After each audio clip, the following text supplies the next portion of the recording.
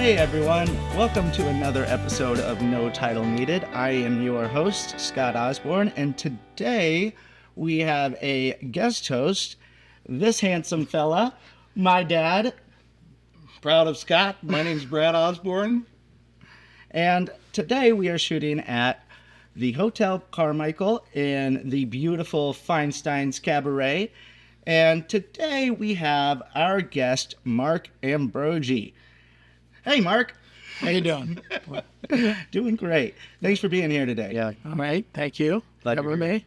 So, Mark, you have been writing for 30, 40 years?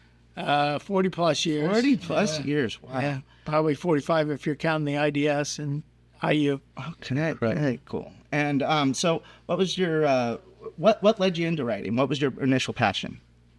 I'm terrible at math. Okay. It was one or the other.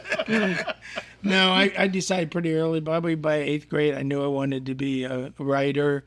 It was one thing. I did have some talent. I liked English and social studies, didn't like math and science as much, and it was just something that I just, when I was younger, my dad, he wouldn't have to bring presents back from his trips. He'd just bring newspapers. I'd like to see the Louisville Courier, Really? some small papers, Columbus Dispatch, and some papers in Kentucky. So he just when he traveled around, he was a chemical engineer as a district manager in sales. He would just bring back newspapers, and I just enjoyed going through them. We got the Cincinnati Post and Cincinnati Enquirer at home, and I would cut out box scores of the Reds games I went to or something. And Yeah. I just always I like to just examine newspapers and how they handled different things and how they just displayed things and covered beats.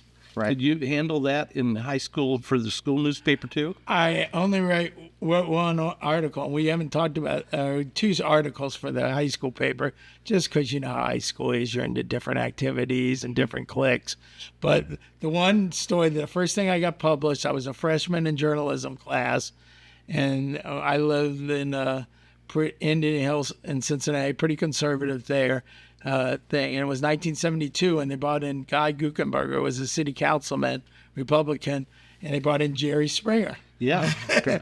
So Jerry Springer was speaking on behalf of George McGovern, who was running against Richard Nixon, and the kids were loud, noisy, and threw chalk on the platform and all. And so I wrote an over-the-top editorial about how they should have respected, because I kind of lean a little bit more liberal than most of my friends. But, so I got a letter back, and I still have it signed from Jerry Springer. Somebody sent him the article. He goes, "Thanks to coming to my defense." Because I went off on freedom of the speech, went over the top. But so that was my first thing published. And I don't know if I have the article, but I got the letter from Jerry, which became pretty funny. Of course, 2 years later, he got busted for writing checks to massage parlors. So I got a lot of grief from my friends about that. And it's like, your boy Jerry. Yeah.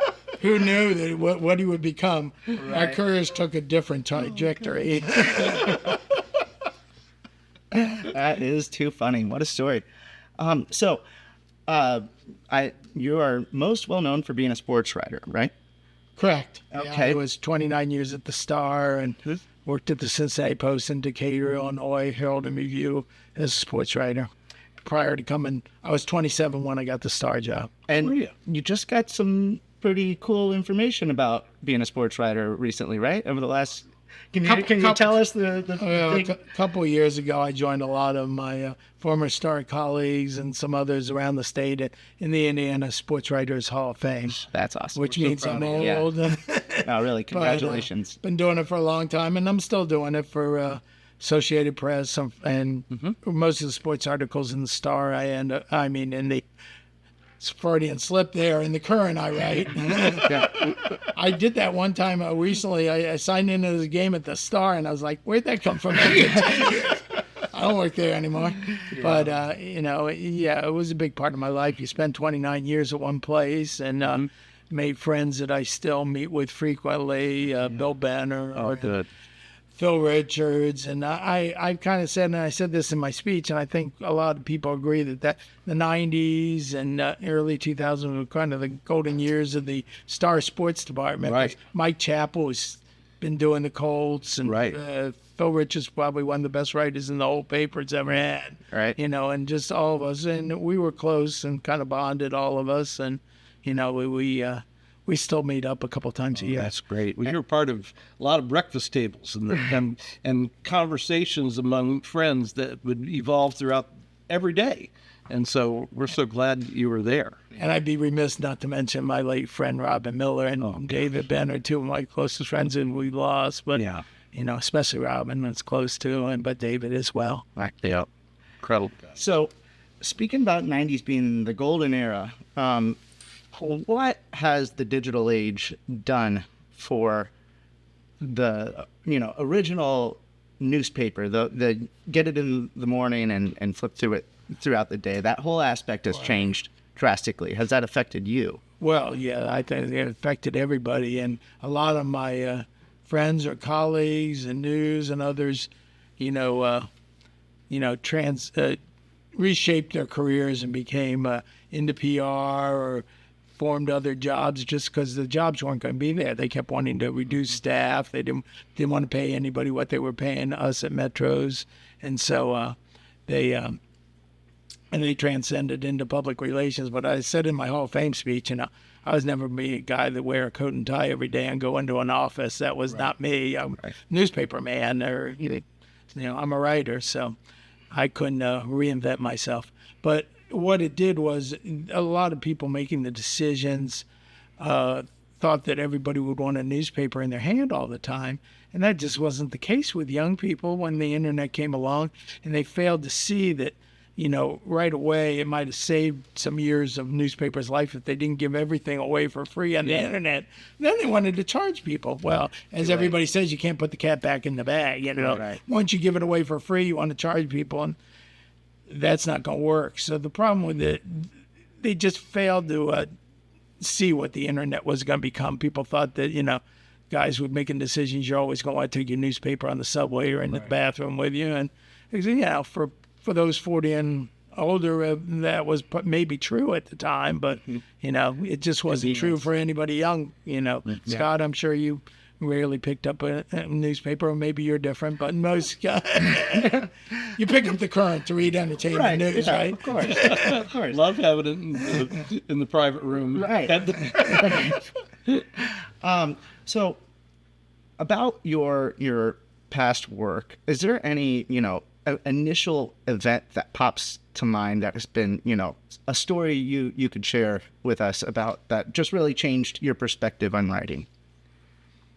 I don't know if there's any one particular article. I mean, I just, there was some things like I was an intern in Dayton, and, I got to go to a Reds game and interview some major league players.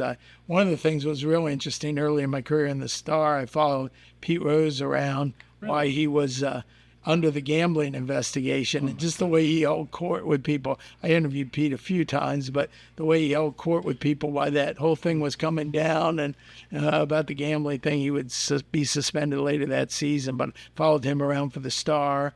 I covered, when I was in Decatur, I used to cover Bears games, and I covered the All-Star game in 1983, which was the 50th year of the original. And Right. it's the only time sports writers were encouraged to get autographs, because they had all these older guys from 1933 there.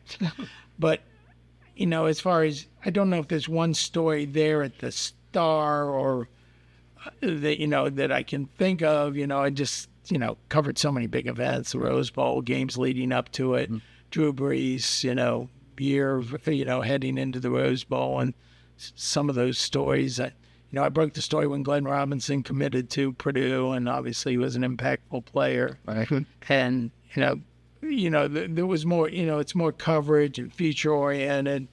If you want me to go into the current and impactful story, was when I wrote a story about a young man, Evan Hansen, who was actually a friend of my son when they was younger, third and fourth grade, and we were family friends, and he had CTE, which is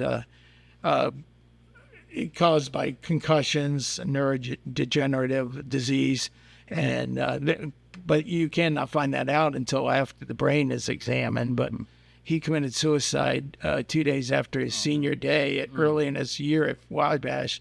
They found out he did have it, but the courage with his Chuck and Mary have handled that and tried to get the word out, and they've encouraged their son played heavy football from Garin Catholic to Wabash, but younger, trying to get kids to start later. And they love football, but they just want to try to educate people and let people make their own decisions, and encourage the way they handled it. And that was probably the story that, because it touched so many communities, it got the most views of anything I wrote.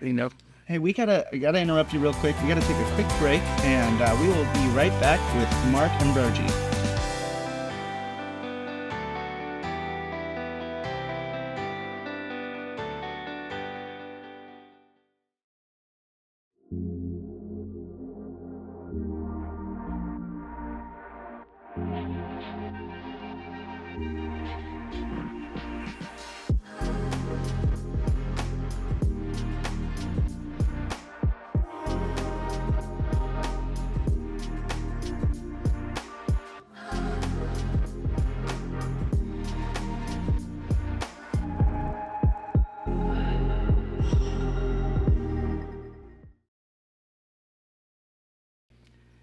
Hey, welcome back to the No Title Needed show. Today's guest is Mark Ambrogi, and he was just telling us a little bit about an impactful story on Evan Hansen. Could you continue on with that a little bit? Well, Evan was a football player at Wabash. He was in his senior year. He played since the freshman year, had a good career at Garin, played football all his life. But he was a kid that everyone loved. He had a job at Joe's Butcher's Shop in the summer, worked for Our Lady of Mount Carmel, Merciful Help, not work, but volunteered. So he was a kid that everyone loved. And 2 days after his senior day in football, which was in September, they had senior day early, he shot himself. And his parents right away were up front, where a lot of people, they saw the need to explore the reasons why this young man everybody loves committed suicide, and they really expected that it had something to do with his having CTE, which is a disease, a neurodegenerative disease, caused a lot by concussions or traumatic brain injury. Combat soldiers get it a lot, and football, Junior Seau famously, they found out he had CTE after he committed suicide. But you usually don't think of somebody that young, and you're thinking in the NFL, but it happens. So they dedicated themselves to sort of being upfront about it, talking to other parents, talking to other kids. They sent his brain to the Boston University, I believe, where they check on those things, and they found out he did have CTE. And they've tried to give back to things that Evan was passionate about at Garin Catholic, the Evan Golf Foundation. But I just admired the courage, the way they handled it, and because Evan touched so many communities, that story probably had the most views of anything I've written, and one of the most viewed stories, maybe outside of some of the goat issues. Right. But one of the most viewed stories that the Currents had in recent years. Hey, Mark, you were talking about the goats, which I think is greatest of all time. Is that what you were talking about when you said goats earlier? I was talking about the Goat Tavern with all those stories. Yeah. They got a lot of page views. Yeah. A lot of videos. Big story. Okay, well, let's talk about the goats in sports writing, though. You've really covered some goats, haven't you? I have. I covered Purdue for 11 seasons for basketball and 10 for football. Drew Brees was there, and Glenn Robinson, and obviously talked to Gene Cady weekly, and it was Joe Tiller years. I got Mike Allstott, one of the great Purdue players. But through the years, I've also, before that, done a lot of, as I said, talked to Pete Rose in the past. Was that when the Indians were their farm team? No, that was that was when I was in Cincinnati. Oh, okay. Covered the Reds. And Okay. I did a couple coverage, but I worked at the Cincinnati Post for a short year Okay. when and that was during that time. But I've talked to Julius Erving, talked to Arthur Ashe. I covered tennis for 19 years at the Star, so the whole hardcourt era. So Pete Sampras and Jimmy Connors, John McEnroe. One of my famous stories that I tell people is that I actually interviewed McEnroe one-on-one after he was on the pro older senior circuit, and he offered me a beer while I was interviewing. And I turned it down. I was like, I should have said I had a beer with John McEnroe. Yeah. That was stupid. But Jimmy Connors, Pete Sampras, all those through tennis. Arthur Ashe was impressive. I've talked to Martina Navratilova over the phone and Billie Jean King in person a few times. Oh, my gosh. And I also covered bowling for years. I covered probably more than 20 Indy 500s as a sidebar person, writing features. Covered the first 10 Brickyard 400s. So just did a lot of racing. Had stints where I helped on the Indians for a few road home game stands, and then the Fever for a couple half seasons. Gosh, that's So great. I had just done a little bit of everything. Did a lot of high schools. Did sidebars on the Colts, Pacers playoffs in the 90s when Reggie was there playing against the Knicks, some of those 90 series, and then playing again, talked to Shaq, and, during the 95 and Spike Lee even. Yeah. Well, you brought these stories to life. That's what was so incredible, because we can sit down in the morning and feel like we're really right there. Nobody has that kind of ability, or few have that kind of ability to bring these personalities out so well as you, Mark. So we loved it. I could I've always focused more on the profile or the individual and let them tell the stories. Sometimes maybe I even get a little quote heavy, but I like to let them tell the stories because it's about them, not me. Right. Right. And that's the case when I interview Johnny Mathis or Jay Leno, or the Coming to the Center, or some of the ones that have passed through here. Burton Cummins recently. Incredible. Very cool. What a legacy you've got. And with Dan and Nikki coming, are either of them in sports writing? Oh, no. I told my son early he liked it and wrote for the paper, but I was like, you like your friends with the big houses in Carmel. You don't want to be a sports writer. I had a fortune that my wife had a good career my late wife had a good career 30 years. She was a psychologist, and she dedicated her life to helping people. I dedicated my life to watching games. Why, that's great. Is there anything you're excited about, looking forward to coming up next? Young Frankenstein. All right. I can give ATI a plug. Yeah, Absolutely. As far as coverage, there's some, good local teams. I just helped covering the swimming here in Carmel, which was good. pretty neat. Yeah. Went there for a couple nights, and I always look forward to talking to people that come through the center and the shows around. And then I obviously do some Carmel high schools. Always has some state championships and, involved with that, or Fishers and HSC have been strong. I've got a question, though. It seems like, right now we're loving the Fever, the Pacers, the Colts, the Indiana Hoosiers. They've all Great time for indie sports. It is, but you look back, and you can even probably look back over 40 years, and there are communities that have had multiple successes at the same era. Sometimes it was the Tigers and the Red Wings. Sometimes it was the Flyers, the Eagles, and the Phillies. Yeah. And in these different I wonder what is it that brings that kind of excellence to a community at once.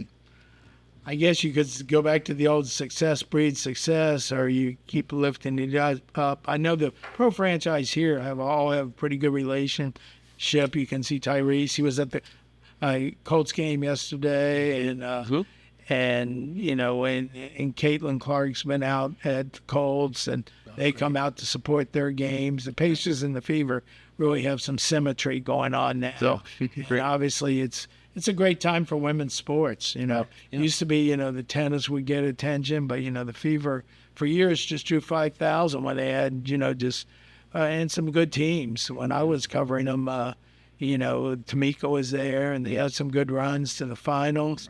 But, nothing like it is now, where they're, having, they touch the community in women's sports. Right. Christine Brennan, who used to work at the Washington Post, she came in. I talked to her recently about the book she wrote about Caitlin and just the empowerment of women athletes now that she's helped. Well, that's great. There were times that I've enjoyed watching the women's college basketball, too, more than the men's, because they were playing more fundamental basketball the way I remembered it being done years ago. So it's been fantastic to watch that. He's a get off my lawn guy, right? How about that? But yeah, and I one thing I love through the years is some Final Fours I've covered, and I did a little bit of women's coverage when Purdue was strong in the 90s, Right. and I actually covered some IU women 2 years ago when they were in the NCAA. So I enjoyed the women's game too, but obviously I've covered much more men's games in my life. Was it tough for you to cover Purdue, being an IU guy? Not really, and I had chances to go over and switch beats, but you want to deal with Gene Cady, you want to deal with Bob Knight. Gene Cady would That'd be get my mad at you and get over it, but he'd always pick up the phone. I pick up the phone. I had his number to call Gene anytime I needed him. Great. And it wasn't the case with Knight, and the access to players. I just enjoyed that much more, and as I said, Gene would get mad, but he'd get over it. Yeah. Well, we have got to wrap it up, but it has been a real treat having you on here, Mark. Thank you very much for All being right, here. thanks for having me. Terrific being with you again. That about wraps up our show today. Thank you for watching. We are shooting again at Feinstein's in Hotel Carmichael in Carmel, Indiana. And we look forward to seeing you next week. Thanks so much.